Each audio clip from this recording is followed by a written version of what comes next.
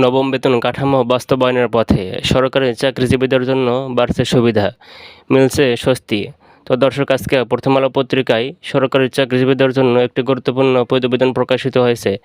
তো যারা এখনও আমার চ্যানেলটি সাবস্ক্রাইব করেননি তারা দ্রুত চ্যানেলটি সাবস্ক্রাইব করুন এবং মহার্ঘ ভাতার সর্বশেষ আপডেট পেতে আমাদের সাথেই থাকুন।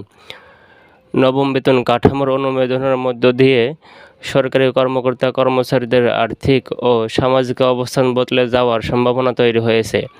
পে কমিশনের তৃতীয় বৈঠকে গৃহীত সিদ্ধান্ত অনুযায়ী শুধু মূল বেতনই নয়, উল্লেখযোগ্য পরিমাণে বাড়ানো হয়েছে মহার্ঘ ভাতা, আবাসন, যাতায়াত, চিকিৎসা এবং উৎসব ভাতাও। পেনশন ব্যবস্থাতেও আনা হয়েছে গুরুত্বপূর্ণ সংস্কার, যা চাকরিজীবীদের মধ্যে নতুন আশা জাগিয়েছে।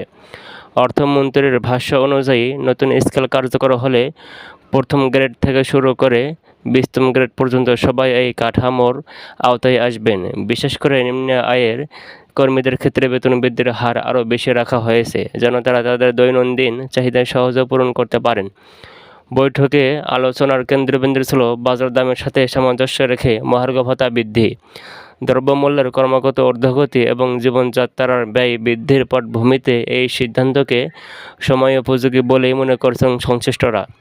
নতুন ভাতা কাঠামো বাস্তবায়িত হলে বিশেষত নিম্ন ও মধ্যম আয়ের পরিবারের মাসিক আয়ে উল্লেখযোগ্য পরিবর্তন আসবে, যা তাদের জন্য বড় ধরনের স্বস্তি বয়ে আনবে। উৎসব ও চিকিৎসা ভাতা বৃদ্ধির ফলে কর্মীরা ধর্মীয় এবং সামাজিক অনুষ্ঠানগুলো আরও আনন্দের সঙ্গে উপভোগ করতে পারবেন বলে আশা করা হচ্ছে।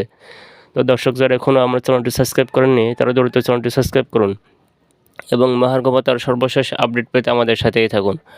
এই নতুন কাঠামো কেবল চাকরির সময়কালেই নয়, অবসর পরবর্তী সময়েও আর্থিক নিরাপত্তা নিশ্চিত করছে। অবসরপ্রাপ্ত কর্মীরা নতুন ব্যবস্থায় বেশি পেনশন পাবেন, পাশাপাশি বাড়তি আবাসন ও চিকিৎসার সুবিধাও উপভোগ করতে পারবেন।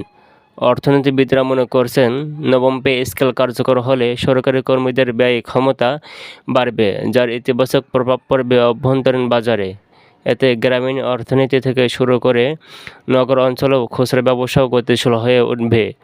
তবে এর ফলে রাজস্ব খাতে অতিরিক্ত চাপ সৃষ্টি হতে পারে। একে সামাল দিতে হলে সরকারকে নিতে হবে বাস্তবমুখী করনীতি, রাজস্ব বৃদ্ধির কৌশল এবং সুনির্দিষ্ট অর্থনৈতিক পরিকল্পনা। বিশেষজ্ঞদের মতে, যদি এর বিনিময়ে কর্মীদের উৎপাদনশীলতা ও দায়িত্ববোধ বাড়ানো যায় তবে এটিকে দীর্ঘমেয়াদী বিনিয়োগ হিসেবেও দেখা যেতে পারে। স্বাধীনতার পর এই নিয়ে নবমবারের মতো সরকারি বেতন কাঠামোতে পরিবর্তন আনা হচ্ছে।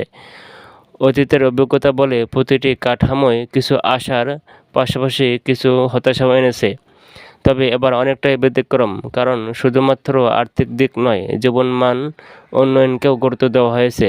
সরকারি চাকরিজীবীদের প্রতিক্রিয়ায় স্পষ্ট, তারা নতুন এই কাঠামোকে ইতিবাচকভাবে গ্রহণ করছেন।